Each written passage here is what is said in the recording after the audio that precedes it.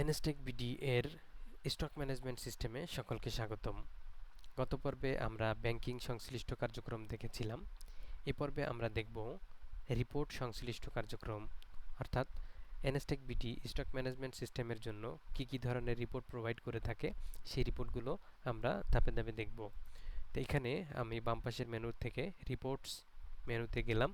তার sub menu হিসেবে আমরা প্রথমেই পেয়ে যাচ্ছি স্টক রিপোর্ট। স্টক রিপোর্টে আমরা এখানে বেশ কিছু প্যারামিটার পাবো।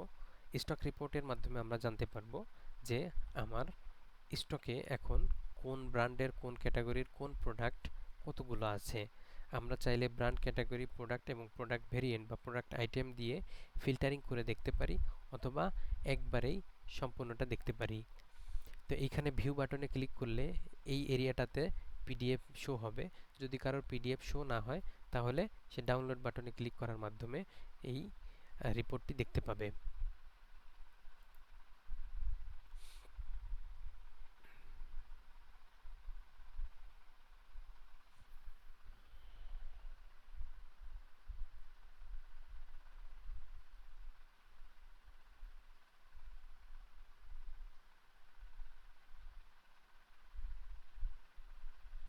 আমরা এখানে দেখতে পাচ্ছি আমাদের বিভিন্ন ব্র্যান্ডের বিভিন্ন ক্যাটাগরির প্রোডাক্ট, আমাদের কোন ক্যাটাগরির কোন প্রোডাক্ট কতগুলো আছে সেটি আমরা এখানে দেখতে পাচ্ছি, এবং আমার স্টকে মোট কত টাকার কতগুলো প্রোডাক্ট আছে আমরা সেটিও দেখতে পাচ্ছি।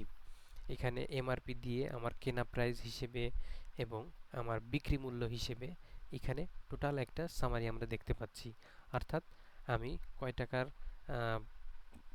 টাকার কেনা প্রোডাক্ট আমার এখানে আছে এখন স্টকে, এবং সেটার এমআরপি হিসেবে কত টাকায় আমি এটা বিক্রি করতে পারবো, বা এমআরপি হিসেবে আমার প্রোডাক্টের মূল্য কি দাঁড়ায়, এবং এটা আমি বিক্রি করলে কত টাকায় বিক্রি করতে পারবো সেটি আমরা এখান থেকে দেখতে পাচ্ছি। এরপরের রিপোর্টে আমরা চলে যাব, সেখানে হলো stock selling report. Stock selling report এর এর ফ্যাসিলিটি হলো এখানে নির্দিষ্ট তারিখের ভিতরে আমি দেখতে চাই যে কি ধরনের অর্ডারে আমার কোন কোন ধরনের প্রোডাক্ট সেল হয়েছে।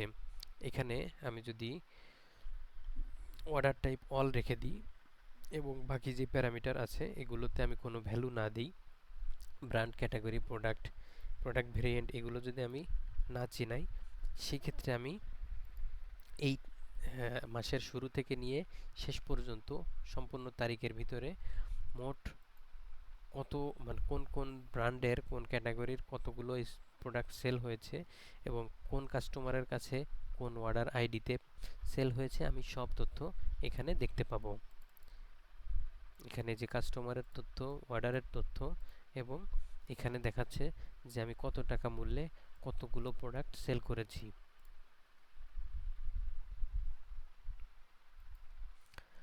এরপরে আছে আমাদের স্টক পে স্লিপ। এটা আমরা দেখেছি যখন আমরা মানে স্টক অর্ডার কেটেছিলাম তখন। তো আমরা সরাসরি চলে যাই order and payment. Order and payment report facility দেয় যে নির্দিষ্ট ডেটের ভিতরে কোন কাস্টমার কত ধরনের অর্ডার করেছে এবং কত টাকার অর্ডার করেছে, এবং সেই ডেটের ভিতরে সে কত টাকা পেমেন্ট করেছে। তো এখানে আমি স্টক সিলেক্ট করি এবং ভিউ দেই। কোনো কাস্টমার চেনালাম না এবং কে সেল করেছে সেটা চেনালাম না, অর্থাৎ অন্য অন্য প্যারামিটার আমি না চিনিয়েই আমি টোটালটা দেখতে চাই। তো এই ক্ষেত্রে আমি ভিউ দিলাম। তো ভিউতে কাজ না করলে অবশ্যই আমাদের ডাউনলোড বাটনে ক্লিকের মাধ্যমে রিপোর্টটি দেখতে হবে।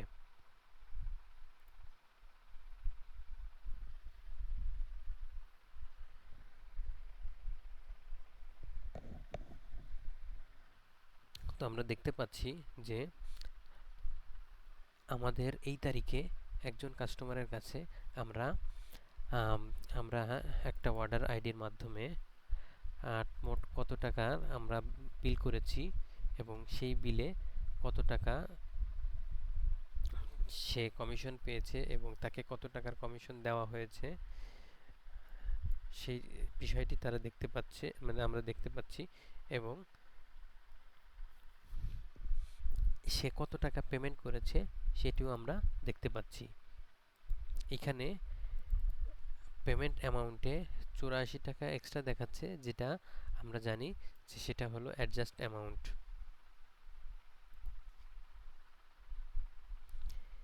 এরপরে রিপোর্ট আছে কাস্টমার অর্ডার, তারপর রিপোর্ট আছে হলো কাস্টমার পেমেন্ট।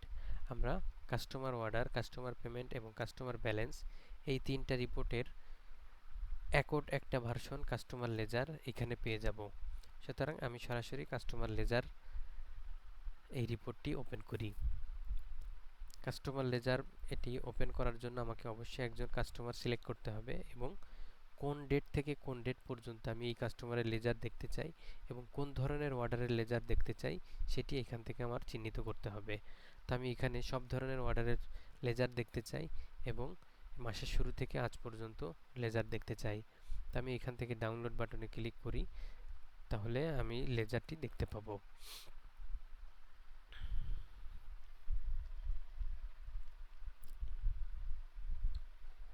আমি এখানে দেখতে পাচ্ছি যে আমাদের যে কাস্টমার আছে, কাস্টমারের এখানে ৯ মার্চ 2025-এর এখানে প্রথমেই দেখাচ্ছে তার নামে একটা সেলস দেখা যাচ্ছে, অর্থাৎ সে একটি অর্ডার করেছে এবং সেই অর্ডার থেকে অর্ডারের পরপরই সে একটি পেমেন্ট করেছে 500 টাকার এবং তার জন্য 84 টাকার একটা অ্যাডজাস্টমেন্ট করা হয়েছে। এরপরে আরেকটি সেল দেখানো হয়েছে যেটি হলো লোকাল সেল। সুতরাং এই সেল পেমেন্ট এগুলো প্লাস মাইনাস হয়ে এখন তার কাছে পাওয়া যাবে ৯,৬87 টাকা। তো এই ছিল হলো কাস্টমার লেজার। এরপরে চলে যাব ব্যাংকিং রিপোর্টে। ব্যাংকিং রিপোর্টে আমরা দেখতে পাচ্ছি bank deposit report. Bank deposit report এ আমরা দেখতে পাবো যে আমরা এই পর্যন্ত এখানে যে তারিখ সিলেক্ট করলাম এই তারিখে আমরা কত টাকার ব্যাংক ডিপোজিট করেছি এই তারিখের ভিতরে, সেই ব্যাংক ডিপোজিটের রিপোর্ট আমরা এখান থেকে দেখতে পাবো।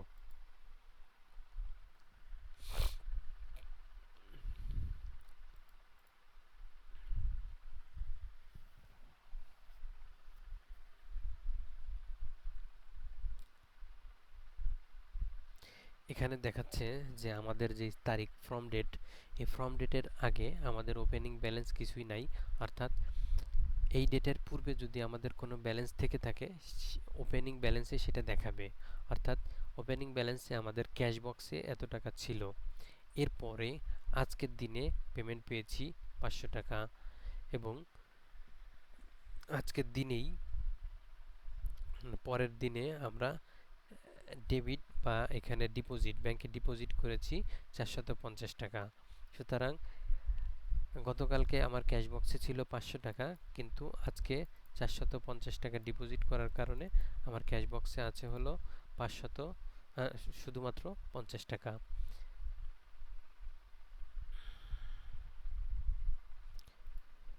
তো এই ছিল এনএসটেক বিডি এর স্টক ম্যানেজমেন্ট সিস্টেমের বিভিন্ন ধরনের রিপোর্ট।